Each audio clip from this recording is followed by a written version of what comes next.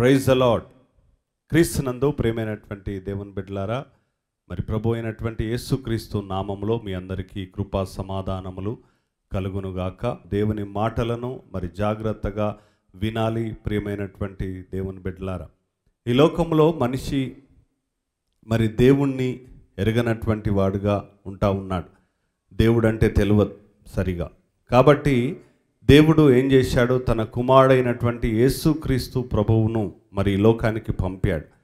ఆయన రూపంలో, ఆయన మూర్తిమంతములో యేసుక్రీస్తు ప్రభు వారిని ఈ లోకానికి పంపాడు అని చెప్పేసి దేవుని వాక్యం చెప్తా ఉంది.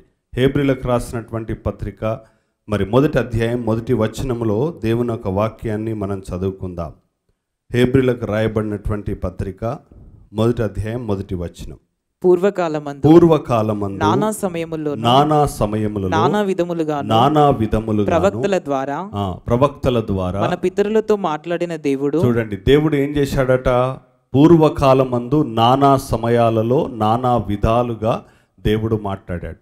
అంటే దేవుడు ఒకే విధంగా మాట్లాడాడు. ఎందుకంటే ఈ లోకంలో ఉన్నటువంటి మనుషులందరూ నానా విధాలుగా ఉంటారు కాబట్టి, నానా రకాలుగా ఉంటారు కనుక అనేకమైనటువంటి దేశాల్లో ఉంటారు. దేశంలో ఉన్న ప్రజలు నానా రకాలుగా ఉంటారు. ఒక్కొక్కరిది ఒక్కొక్క మనస్తత్వం, ఒక్కొక్క ఆలోచన విధానం, ఒక్కొక్క ప్రవర్తన, ఇవన్నీ ఉంటాయి కనుకనే దేవుడు ఏం చేశాడు, నానా విధాలుగా ఈ లోకంలో దేవుడు నానా సమయాలలో, అంటే ఏ సమయంలో ఒక్కొక్క సమయంలో ఒక్కో రకమైనటువంటి మాటలు మనకు అవసరమై ఉంటాయి. ఆ కాలంలో ఉన్నటువంటి పరిస్థితులను బట్టి దేవుడు మాట్లాడాడు. ప్రియమైనటువంటి దేవుని బిడ్డలారా, ఇప్పుడు చూస్తూ ఉన్నాం, మరి ఈ రోజుల్లో కూడా 10 సంవత్సరాల క్రితం ఉన్నటువంటి పరిస్థితులు ఈ సంవత్సరం లేవు. 20 సంవత్సరాలు ఉన్నటువంటి పరిస్థితులు ఇప్పుడు లేవు. ప్రతి 10 సంవత్సరాలకు, ప్రతి 20 సంవత్సరాలకు, 30 సంవత్సరాలకు మనం పరిస్థితిని గమనిస్తూ ఉంటే మారుతూ ఉంటాయి పరిస్థితులు. ప్రియమైనటువంటి దేవుని బిడ్డలారా, అంటే మనిషి జీవిత విధానాలు మారుతాయి, మనిషి పరిస్థితులు మారుతాయి. మనకు స్వాతంత్రం రాకముందు ఒక పరిస్థితి ఉన్నది, స్వాతంత్రం వచ్చిన తర్వాత క్రమక్రమంగా అనేక సంవత్సరాలు పెరుగుతూ ఉంటే భారతదేశం యొక్క పరిస్థితులు మారుతూ ఉన్నాయి, ప్రపంచం యొక్క పరిస్థితులు మారుతూ ఉన్నాయి. కాబట్టి ఆ కాలానికి, ఆ పరిస్థితులకు కావలసినటువంటి వాక్యాన్ని దేవుడు ఆ యొక్క ప్రవక్తలను ఎన్నుకొని తన బిడ్డలను ఏర్పరచుకొని మరి వారి ద్వారా తన యొక్క సందేశాన్ని దేవుడు అందించేవాడు. ప్రియమైనటువంటి బిడ్డలారా, కాబట్టి నానా సమయాలలో నానా విధాలుగా మరి దేవుడు తన యొక్క వాక్యాన్ని ఈ ప్రపంచంలో ఉన్నటువంటి ప్రజలందరికీ దేవుడు తెలియజేశాడు. అయితే ఇక దేవుడు పరిపూర్ణంగా ఆయన మాటలను తెలియచేయడానికి ఈ అంత్యకాలములో దేవుడు ఏం చేశాడు, ఇక మనం చదువుకుందాం. చదువు. ఈ దినముల అంతమందు కుమారుని ద్వారా మనతో మాటలాడెను. ఈ దినముల అంతములో అంటే దేవుడు ఇక అన్ని కాలములు పరిపూర్ణమైనవి గనుక మరి దేవుడు ఏం చేస్తా ఉన్నాడు, ఇక ఈ అంత్యకాలములో దేవుడు తన కుమారుడైనటువంటి యేసుక్రీస్తు ప్రభు ద్వారా మాట్లాడాడు. యేసుక్రీస్తు ప్రభును గురించి చెప్పబడిన మాట మనం చదువుకుందాం. చదువు. ఆయన ఆ కుమారుణ్ణి సమస్తమునకు వారసునిగా నియమించెను. ఆయన ద్వారా ప్రపంచములను నిర్మించెను. ఆయన దేవుని మహిమ యొక్క తేజస్సును ఆయన తత్వము యొక్క మూర్తిమంతమునై ఉండి తన మహత్తుగల మాట చేత సమస్తమును నిర్వహించుచు. చూడండి, యేసుక్రీస్తు ప్రభువు దేవుని యొక్క మూర్తిమంతమునై ఉన్నాడు. కాబట్టి ప్రియమైనటువంటి బిడ్డలారా, మరి దేవుడు అంటే ప్రజలు తెలుసుకోవాలి. దేవుడు అంటే మరి ఆయన యొక్క మాటలు ఏంటి అని తెలుసుకోవాలని చెప్పి యేసుక్రీస్తు ప్రభువును శరీరధారిగా ఈ లోకానికి దేవుడు పంపాడు. ఈరోజు అదే మనం మాట్లాడుకోబోతూ ఉన్నాం. మరి దేవుడు తన యొక్క మహిమను యేసుక్రీస్తు ప్రభు ద్వారా మరి ఆ మహిమను మనకు కనుపరిచాడు. దేవుని మహిమ అంటే ఏంటి, మరి యేసుక్రీస్తు ప్రభు యొక్క మహిమ ఏ విధంగా మనకు ప్రత్యక్షపరచబడ్డాది, ఏ విధంగా ఆయన మహిమను మనం చూశాం, తెలుసుకున్నాం. ప్రియమైన బిడ్డలారా, దేవుని వాక్యంలో యోహాను సువార్త 1వ అధ్యాయం 14వ వచనంలో దేవుని వాక్యాన్ని ఈరోజు మనము ధ్యానించుకుందాం. యోహాను సువార్త 1వ అధ్యాయం 14వ వచనం. ఆ వాక్యము శరీరధారి అయి కృపా సత్య సంపూర్ణునిగా మన మధ్య నివసించెను. తండ్రి వలన కలిగిన అద్వితీయ కుమారుని మహిమ వలె మనము ఆయన మహిమను కనుగొంటిమి. చూడండి, అద్వితీయ కుమారుని మహిమ మనము కనుగొన్నాం. దేవుని మహిమను ఆ కుమారుని ద్వారా మనము కనుగొన్నామని దేవుని వాక్యములో సెలవిస్తున్నది. ఆ వాక్యము శరీరధారి అయి అంటే యేసుక్రీస్తు ప్రభు దేవుని వాక్యమై ఉన్నాడు. మనం మొదటి అధ్యాయం మొదటి వచనాలు చదివితే కనుక మనకు అర్థమవుతుంది. ఆది యందు వాక్యముండెను, వాక్యము దేవుని యొద్ద ఉండెను, వాక్యము దేవుడై ఉండెను. ఆ వాక్యమే శరీరధారిగా ఈ లోకానికి కృపా సత్య సంపూర్ణుడిగా వచ్చింది అని చెప్పి దేవుని వాక్యం చెప్తున్నది. కాబట్టి ప్రియమైనటువంటి బిడ్డలారా, ఇక్కడ దేవుడు మోషే ద్వారా దేవుని వాక్యాన్ని బయలుపరిచాడు. మరి ఆ ప్రవక్తల ద్వారా వాక్యం బయలుపరచబడుతూ వచ్చింది. కానీ అంత్యకాలంలో వాక్యమే ఈ లోకానికి వచ్చింది. ప్రియ బిడ్డలారా, ఆ వాక్యం ఎవరు? యేసుక్రీస్తు ప్రభువు. దేవుని వాక్యమే యేసుక్రీస్తు ప్రభువు. ఆ వాక్యముగానే ఆ వాక్యము శరీరధారిగా అంటే మనలాగా ఈ లోకములో మనకు కనబడేటువంటి విధంగా ఈ లోకములో యేసుక్రీస్తు ప్రభువు ఆ వాక్యంగా జీవించాడు. ఆ వాక్యాన్ని చెప్పడమే కాదు, ఆ వాక్యము ఏమైతే చెప్పాదో ఆ వాక్యము జీవించాడు. అందుకే యేసు ప్రభు అన్నాడు, నేను ధర్మశాస్త్రాన్ని కొట్టివేయుటకు రాలేదు కానీ నెరవేర్చడానికి వచ్చాను. ఆ వాక్యము నెరవేర్చబడ్డాది. కాబట్టి ఈరోజు మరి దేవుని యొక్క మహిమ అంటే ఏంటి? మనం దేవుని యొక్క వాక్యములో నిర్గమకాండములో కనుక చదివితే మోషే అడుగుతాడు, ప్రభువా నీ మహిమను నాకు కనుపరచు, ఒకసారి నీ మహిమను నేను చూడాలయ్యా అని చెప్పి ప్రార్థన చేస్తాడు దేవుని సన్నిధిలో. ఆ విషయం ఎప్పుడు వస్తుంది అని అంటే మోషే కొండ మీదకి వెళ్తాడు. కొండ మీదకి వెళ్ళి దేవుని యొక్క 10 ఆజ్ఞలను తీసుకొని వస్తాడు. కానీ ఇక్కడ కింద ఉన్నటువంటి ఇజ్రాయేలు ప్రజలు ఒక దూడను చేసుకొని ఆ దూడను ఆరాధిస్తూ అంటారు. అప్పుడు దేవుడు అంటాడు, నువ్వు త్వరగా వెళ్ళు, ఐగుప్తు నుంచి వచ్చిన నీ జనులు చెడిపోయారు అని చెప్పేసి త్వరగా వెళ్ళు అని చెప్తే మోషే త్వరగా కిందకు వచ్చేసి ఆయన కోపంలో ఆ పలకలను అడబడేసి మరి వాళ్ళందరినీ కూడా ఆ దూడను అగ్ని చేత కాల్చి ఆ నీళ్ళలో ఆ యొక్క చూర్ణాన్ని పోసి వాళ్ళతో తాగిపిస్తాడు. అంటే ఆయన యొక్క కోపం వస్తుంది. ఇక్కడ మోషే అడుగుతాడు. అప్పుడు వాళ్ళ పాపాన్ని క్షమించమని దేవుని సన్నిధిలో బ్రతిలాడతాడు, ప్రార్థన చేస్తాడు. ప్రభువా వారిని క్షమించు, దయతో వారిని క్షమించు అని బ్రతిలాడుకుంటాడు. అప్పుడు దేవుడు వాళ్ళని క్షమించిన తర్వాత అతడు ప్రార్థన చేస్తున్నాడు, నీ మహిమను నాకు కనుపరచు. నిర్గమకాండం 33వ అధ్యాయంలో దేవుని వాక్యం చదువుకుందాం. దేవుని మహిమ అంటే ఏంటి? మరి యేసుక్రీస్తు ద్వారా ఆ మహిమ ఏ విధంగా మనకు ప్రత్యక్షపరచబడ్డాది, మనం ఏ విధంగానైతే దేవుని మహిమను చూస్తూ ఉన్నామో ఇక్కడ దేవుని యొక్క వాక్యంలో చదువుకుందాం. 33వ అధ్యాయము ఆ యొక్క మోషే దేవుణ్ణి అడుగుతా ఉన్నాడు. 18వ వచనం చూడు. అతడు దయచేసి నీ మహిమను నాకు చూపుమనగా, దయచేసి నీ మహిమని చూడాలయ్యా అని అడుగుతా ఉన్నాడు. అప్పుడు దేవుడు ఏం చేశాడు? నా మహిమను నీకు చూపెట్టా అన్నాడా? చూపెడతాను. ఆయన మహిమను చూపెడతా అన్నాడు కానీ ముఖం చూపెట్టను అన్నాడు. దేవుడు ఏమన్నాడు? అక్కడ చదవండి 19వ వచనము. ఆయన నా మంచితనము నీ ఎదుట కనుపరిచెదను, యెహోవా అను నామమును నీ ఎదుట ప్రకటించెదను, నేను కరుణించు వాణ్ణి కరుణించెదను, ఎవని యందు కనికరపడెదను వాని యందు కనికరపడెదనెను, మరియు ఆయన నీవు నా ముఖమును చూడజాలవు. నా ముఖాన్ని చూడవు కానీ నా మహిమను చూస్తావు. ఆ మహిమ ఏంటిదో క్రీస్తునందు ప్రియమైనటువంటి దేవుని బిడ్డలారా మనం చదువుకుందాం. 34వ అధ్యాయం నిర్గమకాండము 6వ వచనం. అతని ఎదుట యెహోవా అతని దాటి వెళ్ళుచు యెహోవా కనికరము దయా దీర్ఘశాంతము విస్తారమైన కృపా సత్యములు గల దేవుడైన యెహోవా ఆయన 1000 మందికి కృప చూపుచు దోషమును అపరాధమును పాపమును క్షమించును గాని ఆయన ఏ మాత్రము దోషులను నిర్దోషులను నిర్దోషులుగా ఎంచక 3-4 తరముల వరకు తండ్రుల దోషమును కుమారుల మీదికి కుమారుల మీదికి రప్పించునని ప్రకటించెను. దేవుని మహిమ ఏంటిదట? ఆయన మంచితనము, ఆయన కనికరము, ఆయన దయ, దీర్ఘశాంతము, విస్తారమైన కృపా సత్యములు, తర్వాత ఆయన కృప వేవేల మందికి కృప చూపేటువంటి మనస్తత్వము, దోషమును, అపరాధమును క్షమించేటువంటి గుణం. ఇవి దేవుని యొక్క మహిమ. అంటే ఒక మనిషి మహిమ అనంటే ఇప్పుడు మనం వేసుకునేటువంటి బట్టలు, మనం మాట్లాడేటువంటి విధానం, మనం చేసేటువంటి క్రియలు, మనం చేసేటువంటి పనులు, మనకున్నటువంటి సెల్లు, మనకున్నటువంటి బంగారం, మనకున్నటువంటి ఆ యొక్క మంచితనం, మనకున్నటువంటి ప్రేమ, ఇవన్నీ ఏంటి? మనకు కలిగినటువంటి మహిమ, మనకున్నటువంటి ఘనత. ప్రియమైనటువంటి బిడ్డలారా, మనము ఎస్తేరు గ్రంథాన్ని చదివితే గనక అక్కడ ఉన్నటువంటి అహశ్వరోషు రాజు తన యొక్క మహిమనంతా కూడా కనపరచడానికి ఒక గొప్ప విందు చేశాడు.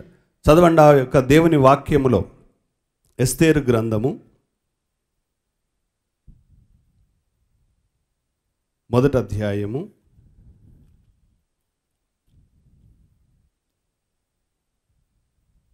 3వ వచనం.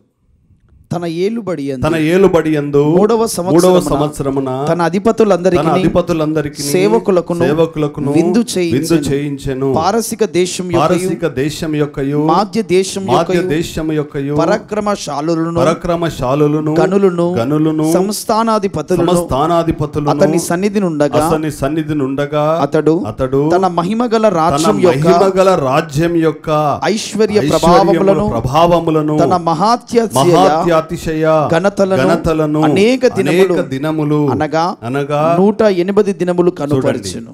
ఆ యొక్క మహిమను ఏం చేస్తా ఉన్నారు? కనుపరుస్తా ఉన్నారు.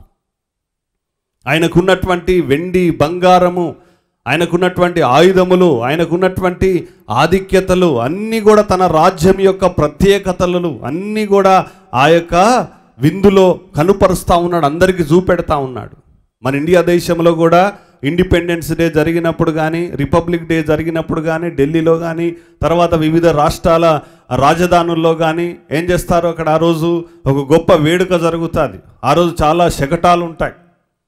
ఏం చేస్తారో వాళ్ళు వాటన్నిటి మీద ఊరేగిస్తూ ఉంటారు. మన సైన్యము, మన దగ్గర సైన్యం ఎంత ఉంది, ఏమేమి బాంబులు ఉన్నాయి, మన దగ్గర ఏమేమి ఆ టెక్నాలజీ ఉన్నది, అన్నిటిని కూడా ఏం చేస్తాము? కనుపరుస్తాం. అంటే మన దేశంలో ఉన్నటువంటి సామర్థ్యాలు ఏంటి, అక్కడ దేవునిలో ఉన్నటువంటి సామర్థ్యం ఏంటి?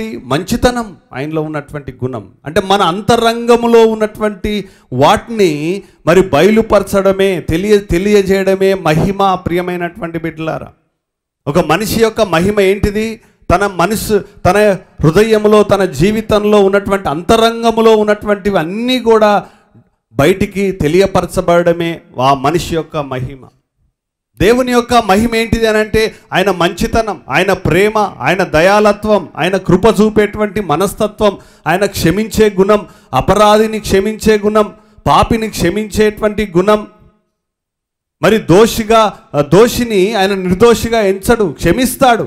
ఎప్పుడు ఆ దోషి తన దోషాన్ని, పాపాన్ని ఒప్పుకున్నప్పుడు. ప్రియమైనటువంటి బిడ్డలారా, ఈరోజు అదే దేవుడు చెప్తున్నాడు మనకు. మరి ఆయన మహిమ అనేది ఆ దేవుడు మోషేకు కనుపరిచాడు. ప్రభు నీ మహిమ నేను చూడాలి అని అంటే ఆయన మహిమను ఏం చేశాడు దేవుడు? ఆయన మంచితనాన్ని చూపెట్టాడు. మోషే ప్రార్థన చేసినప్పుడు, అంటే దేవుడు ఆ ఇజ్రాయేలు ప్రజలను శిక్షించాలి, నశింపజేయాలి అనేటువంటిది ఆయన మనస్తత్వం కాదు. వారిని నాశనం చేయాలన్నటువంటి మనస్తత్వం కాదు.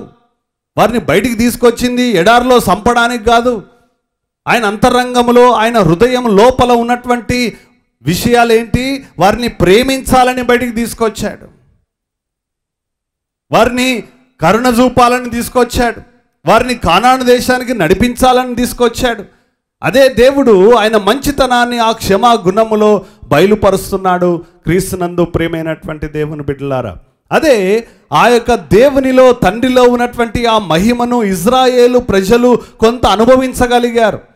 ఏం చేశారు? వారు కొంత అనుభవించగలిగారు. అదేంటిది?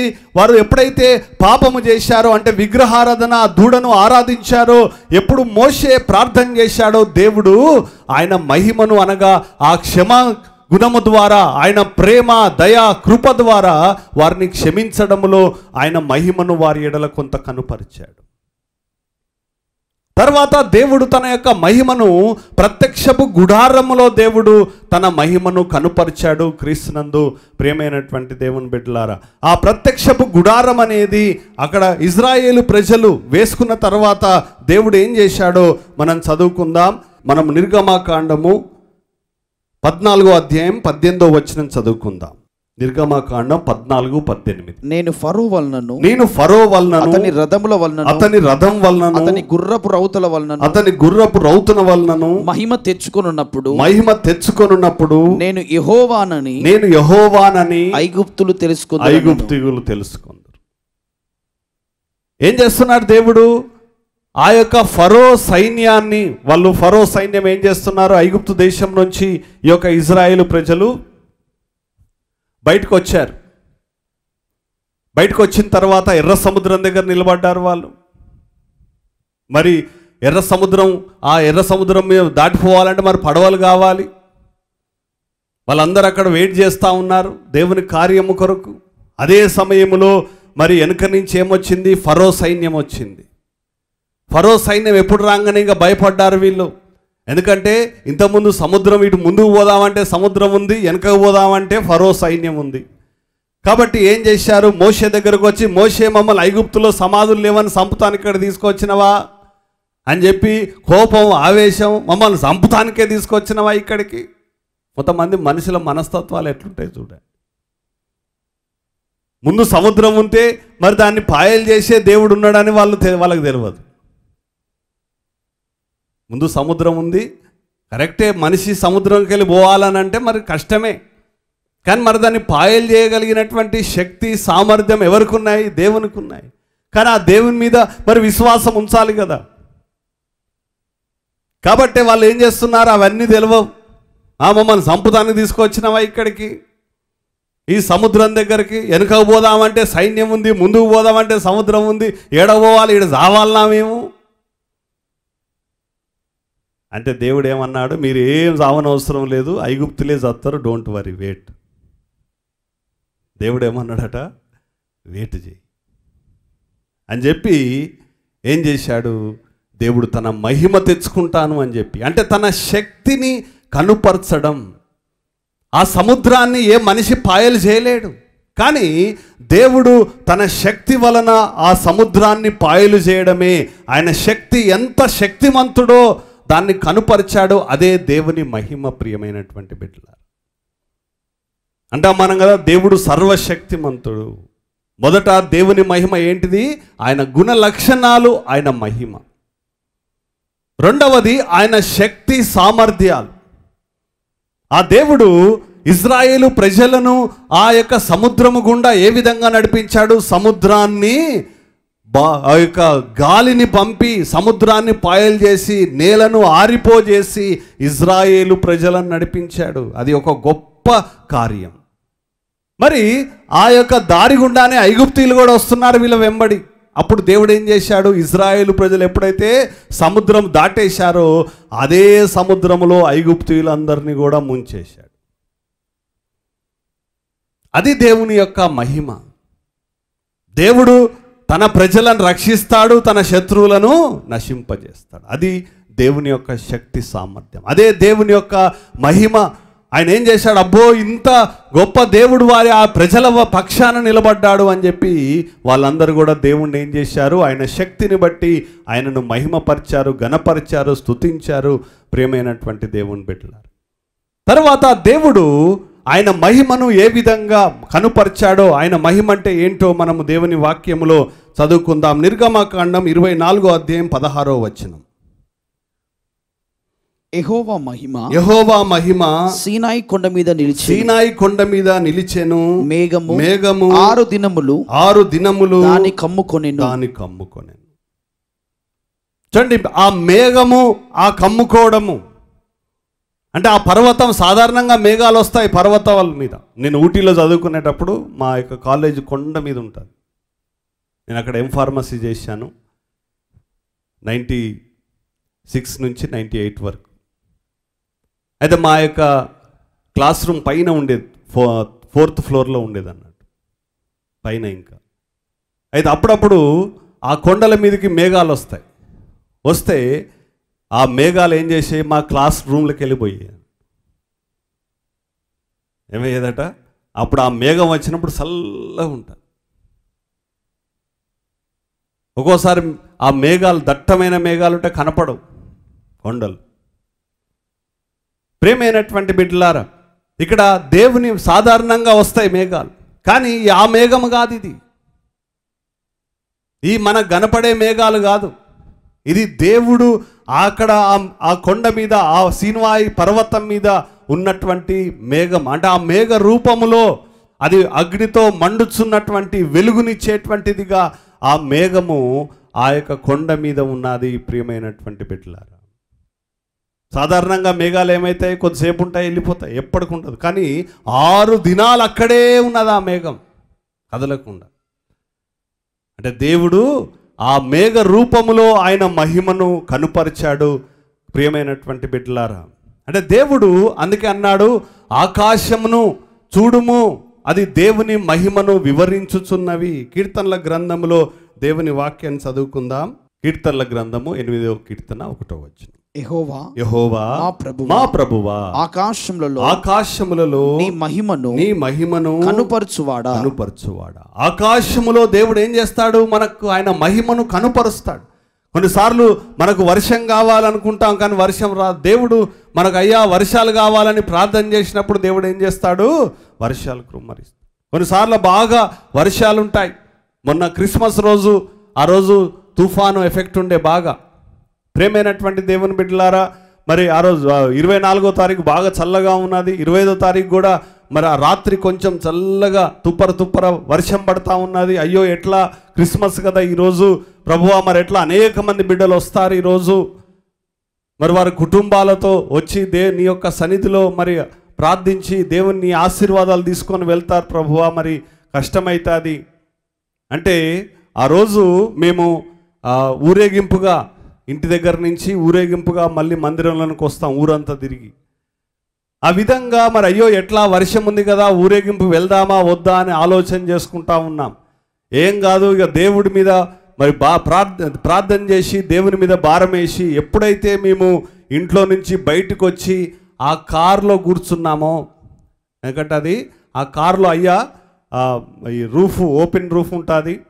మరి ఆ కారులో నిలబడ్డప్పుడు అప్పటి నుంచి ఒక్క చుక్క వర్షం లేదు, మొత్తము ఇడికి వచ్చేంత వరకు. ప్రియమైనటువంటి బిడ్డలారా, కాజీపేటలో వర్షం ఉన్నది, జనగాంలో వర్షం ఉన్నది. చాలామంది అయ్యా మేము రాలేకపోయాం ఎందుకంటే మాకు ఇట్లా వర్షం పడ్డది అయ్యా. ఇక్కడ వర్షమే లేదు ఆ రోజు, క్రిస్మస్ రోజు. అసలు దేవుడు ఏం చేశాడు, వర్షం రాకుండా ఆయన మహిమను, ఆయన శక్తిని కనుపరిచాడు. ఈ మందిరము మరి మే నెల 4వ తారీఖు 2023వ సంవత్సరం రోజు ఓపెనింగ్ అయింది. ఆ రోజు మే 3వ తారీఖు చాలామంది వస్తారు, ఎందుకంటే 3వ తారీఖు నుంచి 7వ తారీఖు వరకు ప్రతి సంవత్సరం కూడా క్రీస్తు జ్యోతి ప్రార్థనా పండుగలు ఉంటాయి. ప్రతి సంవత్సరం అది ఏ రోజన్నా రాని 3వ తారీఖు నుంచి 7వ తారీఖు వరకు క్రీస్తు జ్యోతి ప్రార్థనా పండుగలు ఉంటాయి. అందుకే ఆ పండుగల్లోనే ఓపెనింగ్ చేయాలని చెప్పేసి మేము నిర్ణయించుకొని ప్రార్థన చేసి దేవుణ్ణి అడిగి మరి 4వ తారీఖు పెట్టుకొని మనము ఈ యొక్క ప్రార్థనా పండుగలన్నీ కూడా ఈ మందిరంలోనే చేసుకోవాలని చెప్పేసి నిర్ణయించుకున్నాం. 3వ తారీఖు వరకు కూడా భయంకరమైన ఎండలు. ఈ ఎండాకాలం అయ్యా, మరి ఓపెనింగ్ పెట్టుకుంటే చాలామంది వస్తారు కదా, కష్టమవుతుంది మనము ఇవన్నీ చేయాలంటే. ఏం కాదు, దేవుడు ఆ దినాన్ని మనకు ఏర్పరిచాడు, ప్రార్థన చేశాను అని అయ్యే చెప్పాడు. లేదయ్యా మనం డిసెంబర్లో పెట్టుకుంటే మంచిగా ఉంటుంది, అక్టోబర్లో పెట్టుకుంటే మంచిగా ఉంటుంది, అప్పుడు చల్లగా ఉంటుంది, అందరు వస్తారయ్యా మంచిగా ఉంటుంది. లేదు, దేవుడు ఆ రోజే చెప్పిండు అని చెప్పేసి ఇక కార్డు కొట్టించాం, ప్రార్థన చేస్తున్నాం, అన్నీ అయినాయి. 3వ తారీఖు సాయంత్రము దీని నిండా స్కఫోల్డింగ్ ఉన్నది. ఇంకప్పటికీ పని కాలే, పని జరుగుతూ ఉంది, అంతా పెయింట్ వేస్తూ ఉన్నారు, కొన్ని పనులు అవుతూ ఉన్నాయి. ఎందుకంటే చాలా పనులు కాలేదు, అంటే ముఖ్యమైన పనులు అయిపోయినాయి. బండి వేయడము, సౌండ్ సిస్టము, ఇట్లాంటి ముఖ్యమైనటువంటి పనులు అయిపోయాయి. దాని తర్వాత చాలా పనులు చేశాం. ఈ రీలింగ్ పెట్టాం, మొన్న క్రిస్మస్ అప్పుడు పైన కలర్ వేసాం స్టెప్స్కి, తర్వాత ఈ వాక్యాలు పెట్టాం, ఇట్లా మరి బెంచీలు మొన్న ఇప్పుడు చేపించాం. ఇట్లా కొన్ని పనులు మరి పైకి పోవడానికి గేట్లు, ఇట్లాంటి మరి కొన్ని పెండింగ్ ఉండే. అయితే అవన్నీ కూడా సరే తర్వాత చేసుకుందాం, ఇప్పుడు డబ్బులు లేవు కదా మనకు, ఓపెనింగ్ అయిన తర్వాత చేసుకోవచ్చు, అది ఎమర్జెన్సీ కాదు కదా అని చెప్పి ఇక నిర్ణయించుకున్నాం. మరి ఆ 3వ తారీఖు ఇవంతా స్కఫోల్డింగ్ ఉన్నది. అందరూ వచ్చి అడుగుతున్నారు, అయ్యా రేపు పెట్టి ఉందా ఓపెనింగ్? ఏమడుగుతున్నారట, ఓపెనింగ్ ఉన్నదా రేపు అంటే. ఎందుకంటే అట్లున్నది మరి పరిస్థితి. ఎందుకంటే రేపు ఓపెనింగ్ అంటే ఎట్లుండాలా, అంత శుభ్రంగా ఉండి సిద్ధంగా ఉన్నటువంటి పరిస్థితి ఉండాలి. కానీ ఇక్కడ చూస్తే రేపు ఓపెనింగ్ అంటే ఎవరు నమ్మరు, ఇక రేపు ఓపెనింగ్ లేదు కాదు అన్నట్టు ఉన్నది అన్నట్టు పరిస్థితి. కానీ ఆ రోజు రాత్రి దేవుని కృపను బట్టి 5 గంటల వరకు మొత్తం స్కఫోల్డింగ్ బయటికి పోయింది, మొత్తం క్లీన్ అయిపోయింది, మొత్తం డెకరేషన్ అయిపోయింది. 7 గంటల వరకే అన్నీ అయిపోయినాయి మొత్తం. తర్వాత ఇక 7 గంటలకే 8 గంటలకే ఓపెనింగ్ అని చెప్పాం కదా, ఇక అందరు వస్తూ ఉన్నారు. ఇంకా నేను అప్పుడు 7 గంటలకి ఇంకా రెడీ కాలేదు, తొందరగా రెడీ అయినాను. ఇక 9 గంటలకి పాత మందిరాన్ని నుంచి ఊరేగింపుగా వెళ్దామని చెప్పేసి వచ్చినాం. ఆ టిఫిన్ చేద్దామని అంటే ఆ రోజు ఆ ఓట్స్ చేసిండు, అది ఫుల్ మసాలా వేసిండు, కొద్దిగా నోట్లో పెట్టుకోగానే అసలు ఇక తినబుద్ధి కాలేదు. టైం అవుతా ఉన్నది, ఎమ్మెల్యే వచ్చారు, ఇంకా చాలామంది పాస్టర్స్ వస్తూ ఉన్నారు. కాబట్టి అక్కడికి ఏం తిందామన్న టైం లేదు. ఇక అందరం కలిసి ఊరేగింపుగా మరి ఊర్లో వెళ్తున్నాం. కొంచెం ఈ ఊరు గేట్ దాటగానే నేను చెప్పాను కదా, ఫోన్ చేసి చెప్పాను, మరి ఒక బ్రెడ్ ప్యాకెట్, ఒక జామ్ ప్యాకెట్ పంపించండి, కార్లో అన్న బ్రెడ్ జామ్ పెట్టుకొని తింటా అని చెప్పి. ఎందుకంటే మరి సాయంత్రం వరకు టైం దొరకదో అని నేను ఈ పాత గేట్ కాడ చెప్తే ఊరేగింపు గంట అయింది. ఆ తిరిగి వచ్చేటాలకు కూడా ఈ గేట్ కాడకు వచ్చినాక నాకు బ్రెడ్ జామ్ వచ్చింది. అది తిందామని చెప్పి ఆ బ్రెడ్ మీద ఆ జామ్ రాసుకొని ఇట్లా జస్ట్ ఒక్కసారి ఇట్లా కొరికిన అంతే, కదా దిగండి అని చెప్పేసి అయ్యానంగానే ఆడనే పెట్టి మళ్ళీ బయటికి దిగినాం. ఆ జెండా ఎత్తి మళ్ళీ ఇక్కడ గేట్ కాడకు వచ్చి ప్రార్థన చేసి పాస్టర్స్ అందరూ, నేను అయ్యా ఈ దర్వాజ దగ్గర, తర్వాత స్టీవ్ మున్సే పాస్టర్ అమెరికా నుంచి వచ్చాడు ఆయన దగ్గర, మిగతా పాస్టర్స్ అంతా ఇక్కడ జడ్సన్ అబ్రామ్, మిగతా కొంతమంది ముఖ్యమైన పాస్టర్స్ అంతా ఈ ద్వారం దగ్గర నిలబడి మరి వాళ్ళు ప్రార్థన చేసిన తర్వాత, ఎందుకంటే ఈ ద్వారాలకు పేర్లు పెట్టాం, తండ్రి ద్వారము, తర్వాత క్రీస్తు ద్వారము, తర్వాత పరిశుద్ధాత్మ ద్వారం అని. ఏదో ఒట్టిగానే చేయలేదమ్మా, ప్రతిదీ కూడా ప్రార్థనాపూర్వకంగా ఆలోచించి చేసినటువంటి పనులు. అయితే ఇక మందిరం లోపలికి వచ్చాం, కూర్చున్నాం, ఇక ఆరాధన చేశాం, ప్రార్థన చేశాం. 11 అయిపోయింది, 12 అయినట్టున్నది అప్పుడు. ఇక అందరు పాస్టర్స్ మాట్లాడుతూ ఉన్నారు. అక్కడ స్టేజ్ మించి ఒక్క నిమిషం కాదు, ఒక క్షణం కూడా దిగే పరిస్థితి లేదు. ఆ రోజు 3వ తారీఖు వరకు మహా ఎండలు, కానీ 4వ తారీఖు అసలు ఎండనే లేదు. అసలు ఎండ ఏందోటో కూడా తెలియదు. 4వ తారీఖు మొత్తం ఉదయం నుండి సాయంకాలం వరకు కూడా మేఘమే ఉన్నది. ప్రియమైనటువంటి దేవుని బిడ్డలారా, తర్వాత ఇక్కడ ఇక ప్రార్థన అంతా అయిపోయేటాలకు 6:30 అయింది. కానీ దేవుని కృపను బట్టి టిఫిన్ చేయకుండా, మంచినీళ్ళు తాగకుండా ఇంత ఆకలి కూడా కాలేదు. ఎందుకంటే సాధారణంగా నేను టైం టిఫిన్ చేస్తా, భోజనం చేస్తా, అన్నీ చేస్తా. కానీ ఆ రోజు అసలు ఇంత ఆకలి కూడా కాలేదు, బలహీనం అనిపించలేదు.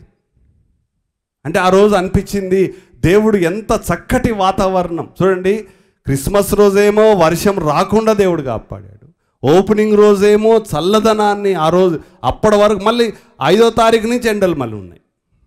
ఆ ఒక్కరోజే మీరు కావాలంటే ఆ వీడియోలు ఉన్నాయి, వీడియోలు కూడా చూడండి. 5వ తారీఖు మళ్ళీ ఎండలు, 6 ఎండలే, 7 కూడా ఎండలే మళ్ళీ. అంటే దేవుడు తన మహిమను ఏం చేస్తాడు? ఆ వాతావరణాన్ని మనం కనబడే విధంగా, అనుభవించేటువంటి విధంగా కనుపరిచి, వర్షం వస్తే ఎన్నో మీటింగుల్లో మేము మరి మీటింగ్స్ ఉన్నప్పుడు ప్రార్థన చేస్తూ ఉంటే వర్షం ఆగిపోయింది. దేవుడు ఆ వర్షాన్ని ఆపడం ద్వారా తన మహిమను కనపరిచాడు. ఎండ ఉన్నప్పుడు తన మేఘం కప్పడం ద్వారా మరొక చూడండి ఆ రోజు వీడియో. ప్రియమైనటువంటి దేవుని బిడ్డలారా, అంటే చక్కటి వాతావరణం దేవుడు ఆ దినాన ఇచ్చాడు. ఇక్కడ ఆ మేఘము కనపడేటువంటి విధంగా దేవుడు ఆయన మహిమను ఆకాశము ద్వారా, ఆ మేఘము ద్వారా, ఆ ఉరుము ద్వారా, మెరుపుల ద్వారా, వర్షము ద్వారా దేవుడు ఏం చేస్తాడు? ఆయన మహిమను మనకు కనపరుస్తాడు. అంటే ఆకాశములో చేసేటువంటి క్రియలు ఏవైతే ఉన్నాయో ఆ క్రియల ద్వారా అవి జరిగినప్పుడు అవి సాధారణంగా జరిగేది కాదు, సాధారణంగా జరుగుతూనే ఉంటాయి. కానీ అసాధారణంగా జరిగినటువంటివి 6 దినాలు అక్కడే ఉంది. ఆ మేఘం కదలలేదు. మేఘాలు ఏం చేస్తాయమ్మా? పోతా ఉంటాయి మేఘాలు. ఒక దగ్గర ఒక స్థలంలో ఉండవు ఎప్పుడు మేఘాలు. నిర్గమకాండం 24వ అధ్యాయం 17వ వచనం. నిర్గమకాండం 24:17. యెహోవా మహిమ ఆ కొండ శిఖరం మీద దహించు అగ్ని వలె ఇశ్రాయేలుల కన్నులకు కనబడెను. హల్లెలూయా. అగ్నిలాగా. ఎందుకంటే ఇవన్నీ ఎందుకు చెప్తున్నానంటే ఇవన్నీ యేసుక్రీస్తు ప్రభులో ఏ విధంగా ఆయన మహిమ మనకు నెరవేర్చబడ్డాదో తెలుసుకోవాలి అని అంటే మనకు పాత నిబంధన గ్రంథములో దేవుడు ఏ విధంగా తన మహిమను కనుపరిచాడో మనకు తెలియాలి. ఆయన మంచితనం, ప్రేమ, దయాలత్వము ద్వారా, అంటే ఇజ్రాయేలు ప్రజలను పోషించడము ద్వారా, వారు క్షమించడం ద్వారా, ఇవన్నీ కూడా దేవుడు వారిని 40 సంవత్సరాలు నడిపిస్తూ వారి ఎడల ఆయన మహిమను కనుపరిచాడు. ఆయన శక్తి కార్యాలను మరి చేయడం ద్వారా ఆయన మహిమను కనుపరిచాడు. సీనాయి పర్వతం మీద ఆ మేఘములో వారికి ఆయన మహిమను కనుపరిచాడు. తర్వాత ఆ యొక్క అగ్ని ఆ సీనాయి పర్వతం మీద కనబడడం ద్వారా దేవుడు ఆయన మహిమను కనుపరిచాడు. తర్వాత లేవియా కాండములో మనం చదువుకుందాం 9వ అధ్యాయము 23వ వచనములో. అక్కడ లేవీయులు దేవుడు చెప్పినట్టుగా చేసినప్పుడు ఏ విధంగా తన మహిమను కనుపరిచాడో మనం చదువుకుందాం. మోషే అహరోనులు ప్రత్యక్ష గుడారంలోనికి పోయి వెలుపలికి వచ్చి ప్రజలను దీవింపగా యెహోవా మహిమ ప్రజలందరికీ కనబడెను. అంటే ఆ మేఘం అనేది ఆ యొక్క ప్రత్యక్ష గుడారం మీదకి వచ్చింది. ఆ బలిపీఠం మీద ఉన్నటువంటి బలి అర్పణను అగ్ని ద్వారా దేవుడు దహించడం ద్వారా ఆయన మహిమను వారికి కనుపరిచాడు. ఎందుకంటే ఆయన చెప్పినట్టుగా మీరు చేస్తే ఆయన మహిమను చూస్తారు అని దేవుడు చెప్పాడు గనుక ఆ మహిమను వారు తెలుసుకున్నారు. ప్రియమైనటువంటి బిడ్డలారా, అయితే ఈరోజు దేవుడు మనకేం చేస్తున్నాడు అని అంటే యేసుక్రీస్తు ద్వారా ఆయన మహిమను మనకు కనుపరుస్తున్నాడు. మరి ఈరోజు దేవుడు ఏ విధంగా యేసుక్రీస్తు ద్వారా దేవుని యొక్క మహిమను ఈ లోకములో శరీరధారిగా ఉన్నటువంటి యేసయ్య ద్వారా ఆయన మహిమను కనుపరిచాడో మనం తెలుసుకోవాలి అని అంటే దేవుని వాక్యములో కొరింథీయులకు రాసినటువంటి 2వ పత్రిక 4వ అధ్యాయం 4వ వచనములో దేవుని వాక్యం చదువుకుందాం. కొరింథీయులకు రాసినటువంటి పత్రిక. దేవుని స్వరూపి అయినటువంటి క్రీస్తు మహిమను కనుపరచు సువార్త ప్రకాశము వారికి ప్రకాశింపకుండు నిమిత్తము ఈ యుగ సంబంధమైన దేవుని సువార్త అంటే క్రీస్తు సువార్త, దేవుని మహిమ. ప్రియమైనటువంటి దేవుని బిడ్డలారా, సువార్తలో ఏముంది? యేసుక్రీస్తు ప్రభువు పుట్టినటువంటిది, యేసుక్రీస్తు ప్రభు యొక్క జీవించినటువంటి జీవితము, ఆయన చేసినటువంటి అద్భుత ఆశ్చర్యమైనటువంటి కార్యాలు, స్వస్థత, విడుదల కార్యాలు, తర్వాత ఆయన శిలువ మరణం, ఆయన పునరుత్థానం. ఈ 4 విషయాలు మనకు సువార్తల్లో కనబడతాయి. ప్రియ బిడ్డలారా, ఆయన పుట్టినటువంటిది, ఆయన జీవించినటువంటిది, ఆయన మరణము, ఆయన పునరుత్థానం, ఈ 4 విషయాలు ఆ సువార్తలో మనకు కనపడతాయి. కాబట్టి ఆ సువార్తే దేవుని మహిమ. అంటే యేసుక్రీస్తు ప్రభు ఈ లోకానికి శరీరధారిగా రావడం, మరి ఆత్మ ద్వారా ఎప్పుడైతే కన్యైనటువంటి మరియ నింపబడ్డాదో ఆయన ఆ యొక్క కన్య అయినటువంటి మరియ గర్భములో కుమారునిగా ఈ లోకంలో జన్మించాడు పరిశుద్ధాత్మ ద్వారా, ఏ పాపము లేకుండా. అదే దేవుని యొక్క మహిమ. ఆయన పుట్టినప్పుడు దేవుని దూతలు ఆరాధించారు, గొల్లలు ఆరాధించారు, జ్ఞానులు ఆరాధించారు. ఈ విధంగా ఆ యొక్క శిశువును, ఆ పుట్టినటువంటి శిశువునే ఆ రీతిగా వారు మహిమపరిచారు, ఆరాధన చేశారు. ఎందుకంటే ఆ శిశువు ప్రత్యేకమైనటువంటి శిశువు కాబట్టి. తర్వాత యేసుక్రీస్తు ప్రభు ఈ లోకములో మరి అనేక దెయ్యములు పట్టిన వారిని విడిపించాడు. గుడ్డి వారికి చూపు, మూగవారికి మాట, చెవిటి వారికి వినికిడి. ఎవ్వరు కూడా ఇలాంటి కార్యాలు చేయలేదని దేవుణ్ణి ఘనపరిచారు వాళ్ళు. చనిపోయిన వారిని లేపాడు యేసు ప్రభు తన శక్తి ద్వారా. ఆయన జీవం ఇచ్చేటువంటి వ్యక్తి అని కనుపరిచాడు. ప్రియమైనటువంటి బిడ్డలారా, శిష్యులు ఇవన్నీ చూశారు. అందుకే యోహాన్ రాసినటువంటి మొదటి పత్రిక 1వ అధ్యాయం 1వ వచనములో ఆయన చెప్తా ఉన్నాడు దేవుని మహిమను ఏ విధంగా ఆయన అనుభవించాడో. చదువు. జీవమును గూర్చినది, జీవమును గూర్చినది, జీవవాక్యమును గూర్చినది, జీవవాక్యమును గూర్చినది, ఆది నుండి ఏది ఉండెనో మేమేమి వింటిమో. చూడండి, మేము ఏది వింటిమో సువార్తను వాళ్ళు విన్నారు. కన్నులారా ఏది చూచితిమో, ఆయన కార్యాలను కన్నులారా చూశారు. ఏది నిదానించి కనుగొంటిమో, ఆయన ఏం చేశారు? యేసయ్యను కనుగొన్నారు వాళ్ళు. మా చేతులు దేనిని తాకి చూచెనో. చూడండి, ఆయన ఏం చేశారు? తాకారు ఆయన్ని. ఆయన పునరుత్థానుడు అయిన తర్వాత మరి వీళ్ళు దెయ్యమో భూతమో అనుకుంటే అప్పుడు అన్నాడు, ఇగో నన్ను తాకి చూడండి, నేను దెయ్యం భూతం కాదు, ఎందుకంటే దెయ్యానికి ఎముకలు ఉండవు, నన్ను తాకండి, పట్టుకోండి అని చెప్పి తన మహిమగల శరీరమును స్పర్శించడానికి చాపాడు. ప్రియబిడ్డలు, ఆయన గాయాలను చూపాడు వారికి. ఏది తాకితిమో అది మీకు తెలియజేయుచున్నాము. అది తెలియజేశారు కాబట్టి అనుభవించారు. ఇవన్నీ వాళ్ళు విన్నారు, చూశారు, అనుభవించారు, ఆయనను కనుగొన్నారు, ఆయనను స్పర్శించారు. క్రీస్తునందు ప్రియబిడ్డలారా, మరి యోహాను యేసు ప్రభు రొమ్మున ఆనుకున్నటువంటి వ్యక్తి, అంటే ఆ యేసు క్రీస్తు ప్రభువును తాకినటువంటి వ్యక్తి.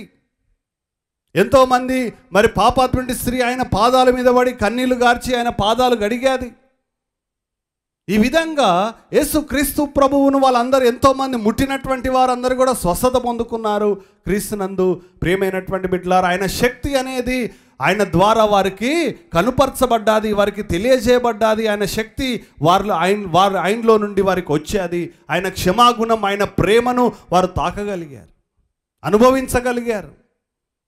అదే దేవుని మహిమ, యేసయ్య ప్రేమ. ఆ సిమియోను, పరిసేయుడైనటువంటి సిమియోను ఆమె ఇంటికి రావడం ఇష్టం లేదు, ఆ పాపిని ఇంట్లోకి రానియడం ఇష్టం లేదు, ఇక ముట్టుకోవడం ఇంక అసలే ఇష్టం లేదు. ఈయన ఎట్లా ముట్టుకొని ఇస్తున్నాడు అని చెప్పి మనసులో అనుకున్నటువంటి వ్యక్తి. అంటే ఒక పాపి కూడా యేసుక్రీస్తు ప్రభువును తాకగలిగారు, ఆయన పాదాలను. రోగులు ఆయనను ముట్టుకోగలిగారు. కానీ అప్పుడు సీనాయి పర్వతం మీదకి దిగొచ్చినప్పుడు ఏ వ్యక్తి కూడా ఆయనను ఆ కొండ దగ్గరికి ఎవ్వరు పోయినా దగ్గరికి కూడా పోరు, బాణాలు వేసి చంపుతారు అంతే. దగ్గరికి పోయి కూడా చంపరు వాళ్ళను.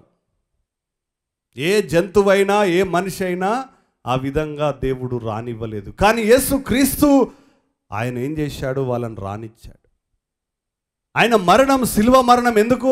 ఆయన ఏ పాపము లేకున్నట్టు ఉన్నప్పటికీ మన పాపాల కొరకు, మన పాపాలను క్షమించడానికి.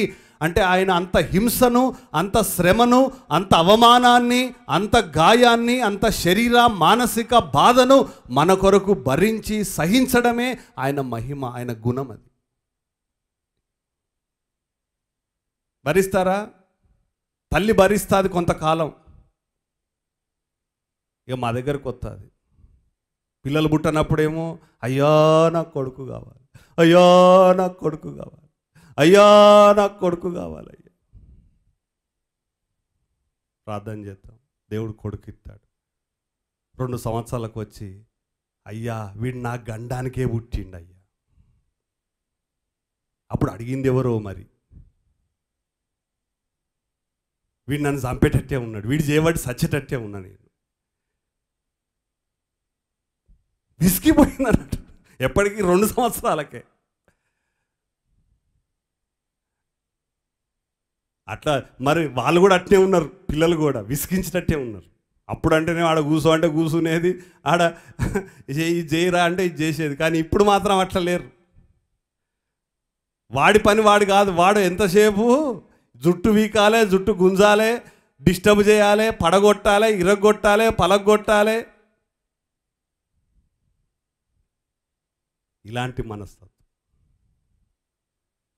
ప్రేమైనటువంటి దేవుని బిడ్డలారా, కానీ యేసుక్రీస్తు ప్రభువును ఎంత హింసించారు.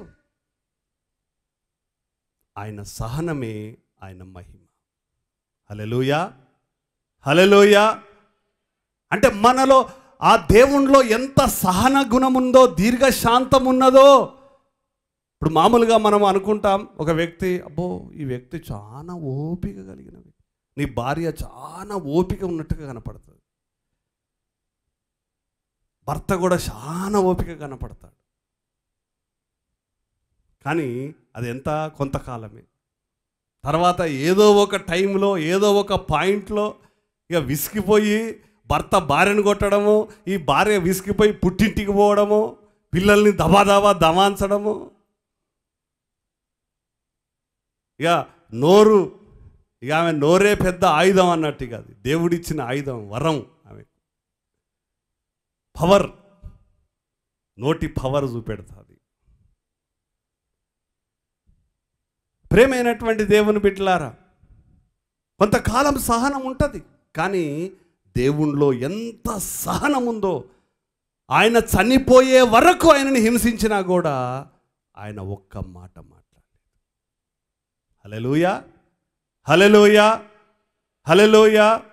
అంటే ఇజ్రాయేలు ప్రజల ఎడల దేవుడు ఎంత సహనము కలిగి, దీర్ఘశాంతము కలిగి ఆయన మహిమను ఆ సహనము ద్వారా కనుపరిచాడో, యేసుక్రీస్తు ప్రభువులో కూడా ఆ దీర్ఘశాంతము ద్వారా ఆయన మహిమను మనకు కనుపరిచాడు.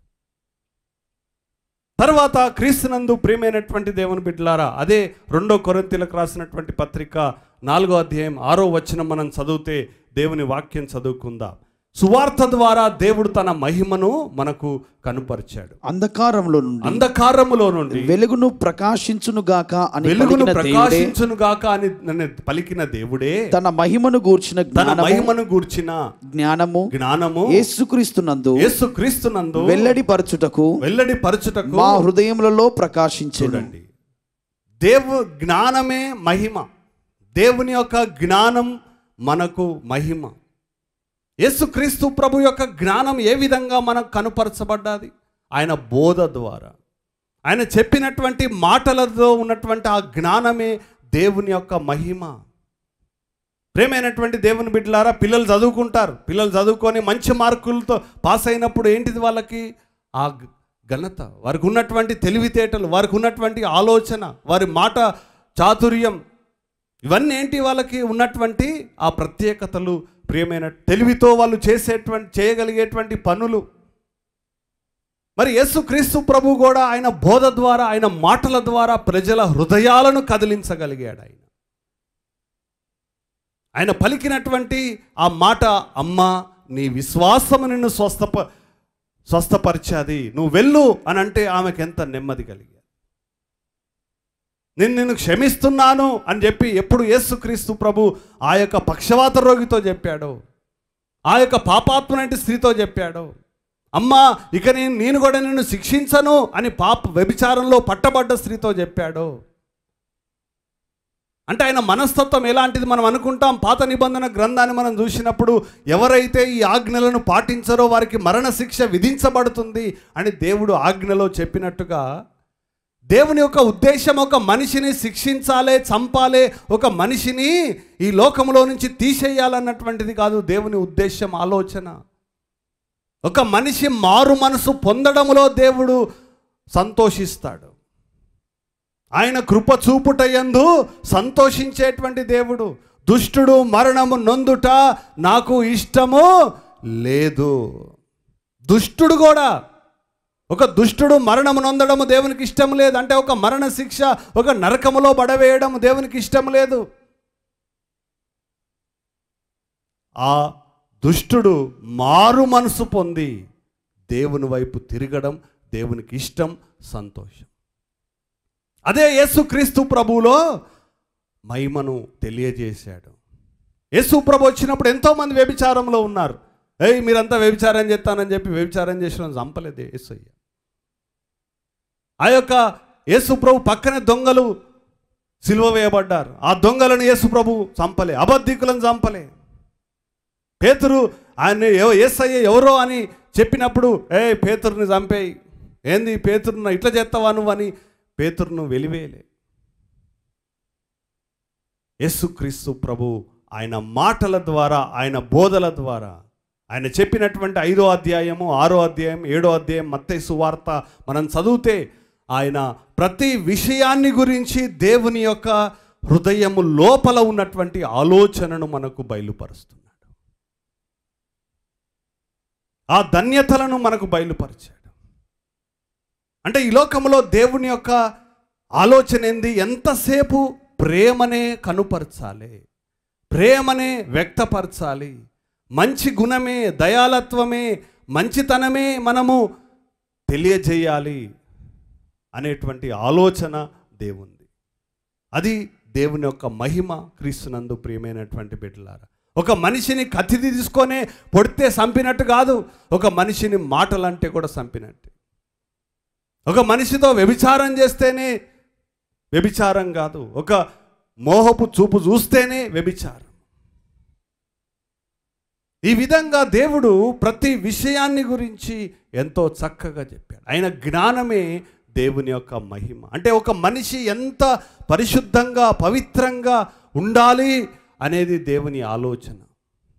ఆయన ఎంత పరిపూర్ణుడో మనం కూడా అంత పరిపూర్ణత సాధించుకోవాలి. అంత చక్కటి శ్రేష్టమైన యథార్థమైనటువంటి మనస్సును, స్వచ్ఛమైన నీతి సత్యము వెలుగు కలిగినటువంటి మనస్సు, మన మనసు అంతా ఏమైంది?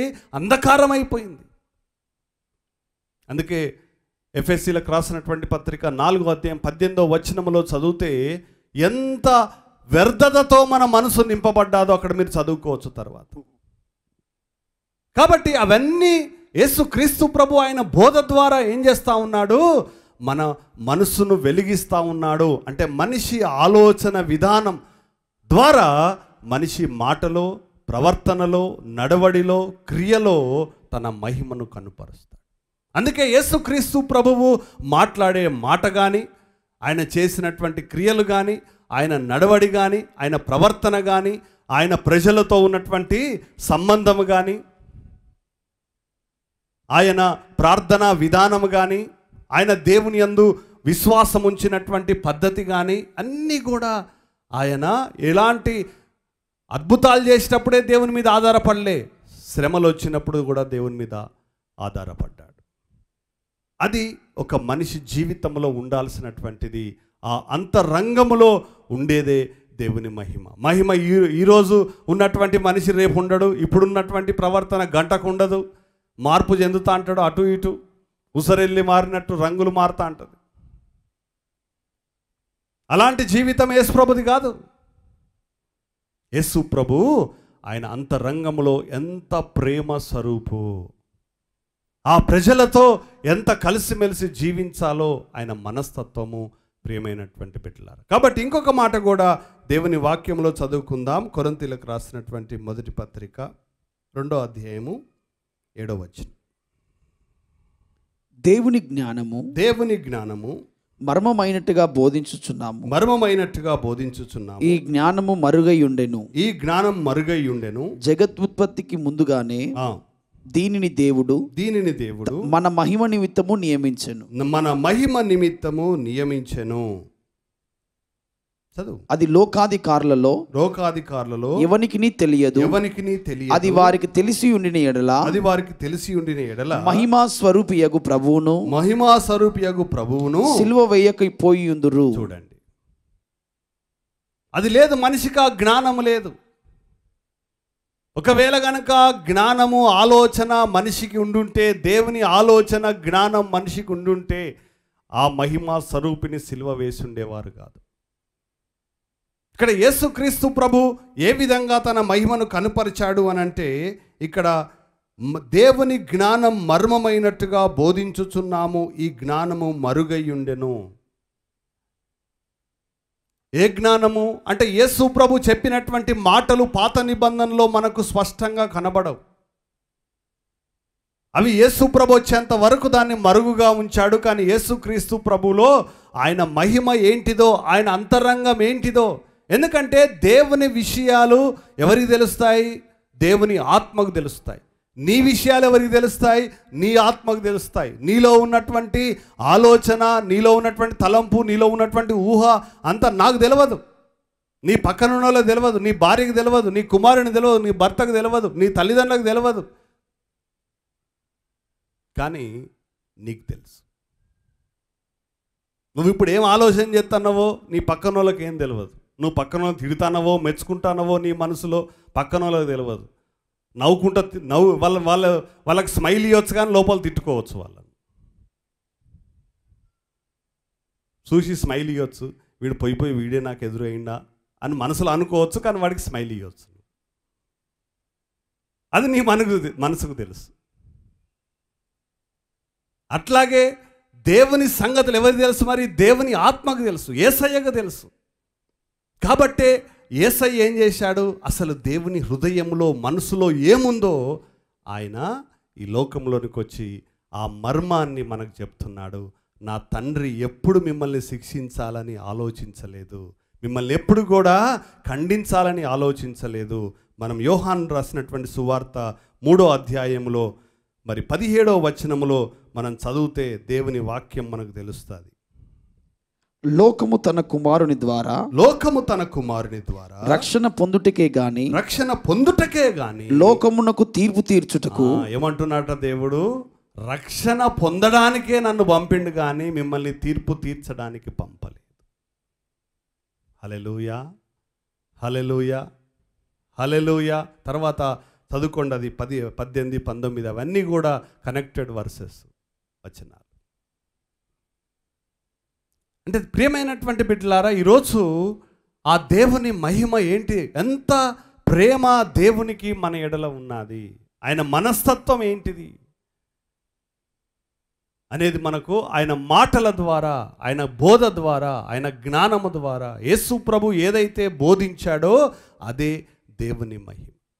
ఈరోజు ఆ బోధను నేను కూడా నా హృదయంలో మనసులో పెట్టుకొని నేను ఆ విధంగా జీవిస్తే నా మాటలో, నా క్రియలో, నా ప్రవర్తనలో, నా నడవడిలో అన్నీ కూడా ఆ యేసయ్యను మహిమను నేను కనుపరిచిన వాడిని అవుతాను. ఆ దేవుని మహిమను నేను కనపరిచింది. నీవు కూడా ఆ బోధను నీ మనసులో పెట్టుకుని నువ్వు నడుస్తే ఆయన మహిమను నువ్వు కనపరిచిన వాడవైతావు. తర్వాత ప్రియమైనటువంటి బిడ్డలారా, ఇంకొక మాట దేవుని యొక్క వాక్యాన్ని మనం చదువుకుందాం.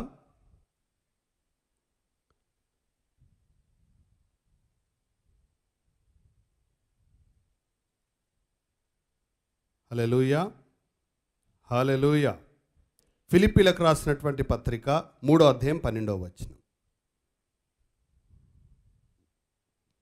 ఇదివరకే నేను గెలిచితిని అయినను, ఇదివరకే సంపూర్ణ సిద్ధి పొందితిని అయినను నేను అనుకున్నట్లేదు గాని నేను దేని నిమిత్తము క్రీస్తు యేసు చేత పట్టబడితినో దానినే పట్టుకొనవలనని పరిగెత్తుచున్నాను. సహోదరులారా నేను ఇదివరకే పట్టుకొని ఉన్నానని తలంచుకొనను.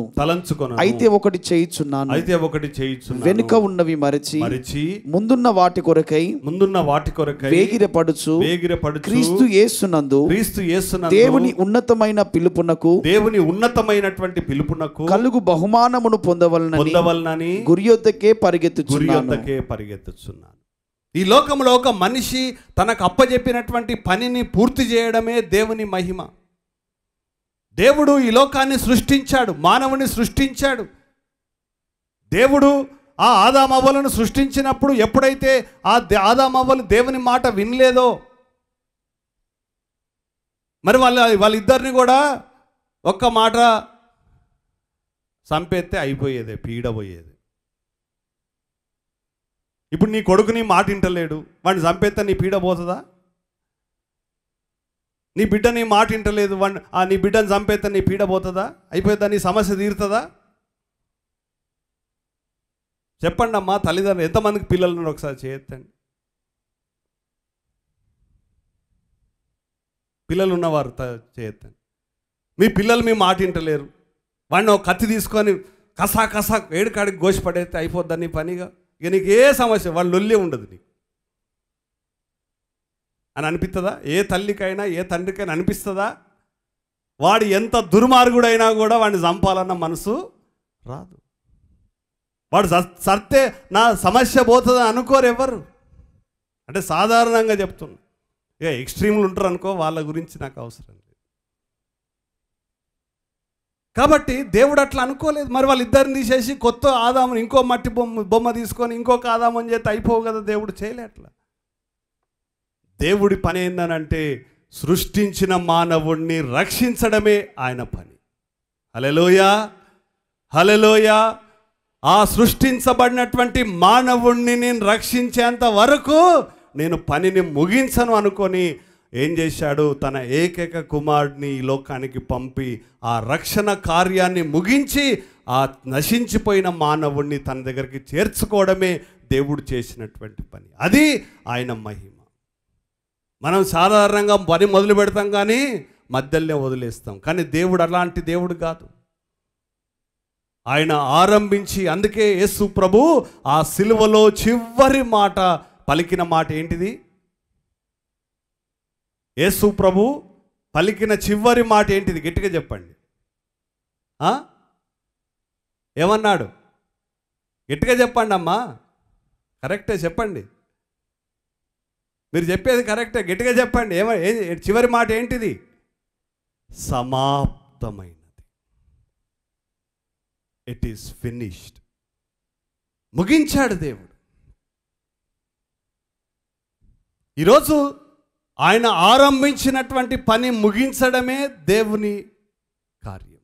అది దేవుడికి ఉన్నటువంటి మహిమ. మనం ఆరంభిస్తాం కానీ విసిగిపోతాం, ఆరంభిస్తాం వదిలేస్తాం, ఆరంభిస్తాం చచ్చిపోతాం, ఆరంభిస్తాం దాన్ని పట్టించుకోం. కానీ దేవుడు అలాంటి మనస్తత్వం కాదు ఆయనది. ఆయన ఆరంభించి ముగించే దేవుడు. ఆయన ఆల్ఫా ఒమేగా, మొదటివాడు కడపటివాడు, ఆది అంతమునైనటువంటి దేవుడు. హల్లెలూయా, హల్లెలూయా. అంటే ప్రతిదానికి ఆరంభం ముగింపు అనేది దేవుని దృష్టిలో ఉంటుంది. అది దేవుడికి ఉన్నటువంటి మహిమ. అనేక అద్భుత ఆశ్చర్య కార్యాల ద్వారా ఆయన శక్తిని లోకంలో కనపరిచాడు. పేతురు యోహానులను మత్తయి సువార్త 17వ అధ్యాయంలో మీరు చదువుకుంటే, పేతురు యోహాను యాకోబులను తాబోరు కొండ మీద తీసుకుపోయి ఏం చేశాడు? తన మహిమను కనుపరిచాడు. అక్కడ తనలో ఉన్నటువంటి ఆ వెలుగు శక్తిని, ఆ రూపాంతరము చెందాడు. అంటే ఆయన అసలు ఎవరో, ఆయన లోపల ఉన్నది ఎవరో వారు చూశారు. బయటికి ఏం చేస్తున్నారు? మామూలుగా ఆయన ఒక వడ్రంగి కుమారులుగానే కనపడుతున్నాడు. కానీ ఆ కొండ మీద ఆయన ఎవరో కనుపరిచాడు దేవుడు. ఈరోజు నువ్వు అంతరంగంలో ఏమై ఉన్నావో మనం కనుపరచాలి. మన మనసులో ఏముందో మనము చేసేటువంటి పనుల ద్వారా, మాట్లాడేటువంటి వాటి ద్వారా, మనము జీవించేటువంటి విధానము ద్వారా మనం ఎవరమో తెలుస్తుంది. ప్రియమైనటువంటి బిడ్డలారా, యేసు ప్రభు అదే కనుపరిచాడు. ఆయన దేవుని కుమారుడని ఆయన ప్రవర్తన ద్వారా, ప్రార్థన ద్వారా, అద్భుతాల ద్వారా, ఆయన నడవడి ద్వారా, ఆయన అహర్నిశలు దివారాత్రములు ప్రజల కొరకు నడిచి పరిగెత్తి వారిని రక్షించాలన్నటువంటి తపన, భోజనం చేయకుండా, నీళ్లు తాగకుండా ఆయన చేసినటువంటి పనుల ద్వారా ఆయన మహిమను కనుపరిచాడు. ఆయన ఈ లోకములో నేను వచ్చింది దేవుని పని మీద, నేను ఆ సిలువను మోయాలి. ఆ సిలువను చూసి పారిపోలేదు ఆయన.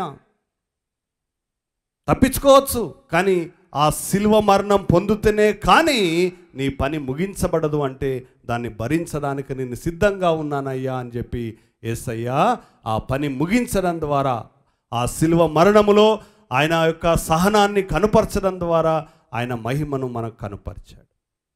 తర్వాత యేసుక్రీస్తు ప్రభువు వారు ఈ లోకంలో నీళ్ళ మీద నడవడం ద్వారా, అంటే ఈ భూమి మీద ఉన్నటువంటి నీళ్లు కానీ అగ్ని కానీ ఆయన ఏం చేయలేవు. వాటన్నిటికీ ఆయన అతీతుడుగా జీవించగలడు. ఈ లోకంలో మనం నీళ్ళ మీద నడితే మునిగిపోతాం, అగ్నిలో నడితే కాలిపోతాం. కానీ యేసయ్యకు ఈ భూమి మీద ఉన్నటువంటివి అధికారము, ఆ ప్రభావం ఆయన మీద చూపలేవన్నటువంటి సంగతిని ఆయన నీళ్ళ మీద నడవడం ద్వారా ఆయన మహిమను కనపరిచాడు. ఈ లోకంలో మనకు సమస్యలు వస్తాయి, శ్రమలు వస్తాయి. అగ్ని గుండములో నుండి షడ్రక్ మెషక్ అబద్నిగోలను దేవుడు ఏ విధంగా కాపాడాడో మనల్ని కూడా కాపాడుతాడు. ఆ దేవుని ప్రభావం, ఆ దేవుని శక్తి మనలో ఉన్నప్పుడు దేవుడు ఏం చేస్తాడు? మనల్ని ఆయన మహిమను మనకు జరిగించే విడుదల కార్యములో కనుపరుస్తాడు. కాబట్టి ప్రియమైనటువంటి బిడ్డలారా, యేసుక్రీస్తు ప్రభువు ఆ దేవుని మహిమను ఏ విధంగా పాత నిబంధనలో కనుపరిచాడో, ఆయన మన మధ్యలో నివాసం ఉండెను. ఆ ప్రత్యక్షపు గుడారాన్ని ఏ విధంగా ఇజ్రాయేలు ప్రజల మధ్యలో ఉంచి వారితో పాటు ఆ ప్రత్యక్షపు గుడారము నడిచాదో, పగలు మేఘం, రాత్రి అగ్నిస్తంభం. ఆ తర్వాత దేవాలయం, సొలొమోను కట్టించినటువంటి దేవాలయములో ఆయన మహిమను దేవుడు ఏ విధంగా ఉంచాడో, అదే రీతిగా యేసుక్రీస్తు ప్రభువును మన మధ్యలో నివాసం ఉంటూ ఆయన మహిమను కనుపరిచాడు. ఆయన క్రియల ద్వారా, ఆయన బోధ ద్వారా, ఆయన ప్రత్యక్షతల ద్వారా, ఆయన విడుదల కార్యాల ద్వారా, ఆయన మరణము ద్వారా, ఆయన పునరుత్థానము ద్వారా, చివరికి ఆయన అందరి మీద పరిశుద్ధాత్మ అగ్నిని పెంతెకోస్తు దినము నాడు కృమ్మరించడం ద్వారా ఆయన మహిమను కనుపరిచాడు. ఆ యొక్క పాత నిబంధనలో ఎట్లయితే మేఘముందో, బాగా బలమైనటువంటి గాలి, బలమైనటువంటి అగ్ని నాలుకలు విభాగించబడినటువంటి రీతిలో అపోస్తుల మీదకి దేవుడు ఆత్మను కుమ్మరించాడో, దేవుడు ఆయన మహిమను కనుపరిచాడు. ఈరోజు మన మీద కూడా ఆయన ఆత్మను కుమ్మరిస్తున్నాడు, స్వస్థపరుస్తున్నాడు, విడిపిస్తున్నాడు, కాపాడుతున్నాడు, రక్షిస్తున్నాడు. ఇవన్నీ కూడా దేవుని యొక్క మహిమను ఆ యేసుక్రీస్తు ద్వారా దేవుడు చేస్తూ ఉన్నాడు. కాబట్టి ప్రియమైనటువంటి బిడ్డలారా, దేవుడు ఆయన కుమారుడైనటువంటి యేసుక్రీస్తు ద్వారా మహిమను మనకు కనుపరిచినటువంటి దేవుడు ఈరోజు ఆయన అంతరంగంలో ఆయన ప్రేమ, దయ, మంచితనం, క్షమాగుణం, ఆయన సహనం, ఓర్పు, దీర్ఘశాంతం, ఆయన అద్భుత ఆశ్చర్యమైనటువంటి కార్యాలు, శక్తి సామర్థ్యాలు, ఇవన్నీ కూడా ఆ యేసుక్రీస్తు ప్రభువులో మనకు కనుపరిచినటువంటి దేవుణ్ణి మనం ఈరోజు మన హృదయాల్లో గనక ఆయన యేసుక్రీస్తు ద్వారా మన హృదయాల్లో ఆయనను మనం నింపుకుంటే, మనం కూడా అదే ప్రేమ, శాంతి, సమాధానం, దయాలత్వం, మంచితనం, ఆశా నిగ్రహం, తర్వాత సాత్వికము, దీర్ఘశాంతముతో మనం నింపబడి, ఆయన శక్తితో మనం నింపబడినప్పుడు ఆయన కార్యాలను ఈ లోకంలో నువ్వు అద్భుతాలు చేయకపోవచ్చు, కేవలం అద్భుతాలు చేస్తేనే శక్తి ఉన్నోళ్ళు కాదు, నీవు నడిచేటువంటి విధానంలో నీకు ఎదురయ్యే శ్రమలు, కష్టాలన్నింటినీ కూడా ఎదుర్కొని నిలబడి ముందుకు సాగిపోయేటువంటి ప్రవర్తన నువ్వు కనుపరిచినప్పుడు దేవుడు నీ ఎడల కూడా నీవు ఈ లోకంలో ఉన్నటువంటి మనుషులను ఎదుర్కోవడానికి దేవుడిచ్చేటువంటి జ్ఞానము ద్వారా దేవుడు ఆయన మహిమను నీకు కనుపరుస్తాడు. కాబట్టి ఆయన ఆత్మ నీ మీద కృమ్మరించబడినప్పుడు దేవుని యొక్క మహిమ నీ ద్వారా ఆయన కనుపరుస్తాడు. ఈరోజు మనం కూడా యేసుక్రీస్తు ప్రభు ఏ విధంగా దేవుని మహిమని ఈ లోకములో ప్రత్యక్షపరిచాడో, మనము కూడా యేసుక్రీస్తు ప్రభువును మన జీవితాల్లో కలిగి మనము యేసుక్రీస్తు మహిమను ఈ లోకానికి కనుపరచాలి. మోకరించండి, ప్రార్థన చేసుకుందాం. మానవుణ్ణి సృష్టించి ఆ మానవుణ్ణి పాపము చేసినప్పుడు నశింపచేయక మరణమునకు పాత్రుడైనటువంటి ఆ మానవుడు, అయ్యో నరులను ఎందుకు సృష్టించానా అని బాధపడి ఆ నేరాన్ని, ఆ శిక్షను ఆదాము మీదను వెయ్యక ప్రభువా, నీవే ఆ నేరాన్ని ఆ సిలువలో భరించి, ఆ శిక్షను భరించి, ఆ రక్తమును కార్చి, ఆదాము రక్తమును చిందించలేదు కానీ నీ రక్తమే మా కొరకు చిందించావు. మానవుని నశించిపోవద్దు, సృష్టించిన మానవుణ్ణి రక్షించేంత వరకు, ఆ రక్షణ కార్యము జరిగేంత వరకు ప్రభువా, నువ్వు ఈ లోకమునకు వచ్చి ఆ రక్షణ కార్యాన్ని సిలువలో ముగించిన దేవుడు, నీకు వందనాలు. నీ అద్భుతాశ్చర్య కార్యముల ద్వారా నీ మహిమను కనుపరిచిన దేవుడు, ఆ మహిమా స్వరూపైన ఆత్మను మా మీద కృమ్మరించడం ద్వారా నీ మహిమను కనుపరిచిన యేసయ్య మా తండ్రి స్తోత్రం. ఈ సమయమంతా నిన్ను మేము కలిగి ఈ లోకంలో ఉన్న మనుషులందరికీ ప్రభువా నీ మహిమను కనుపరిచేవారుగా నీ మహిమా స్వరూపమైన ఆత్మతో మమ్మల్ని నింపమని యేసు నామములో ప్రార్థిస్తున్నాము తండ్రి.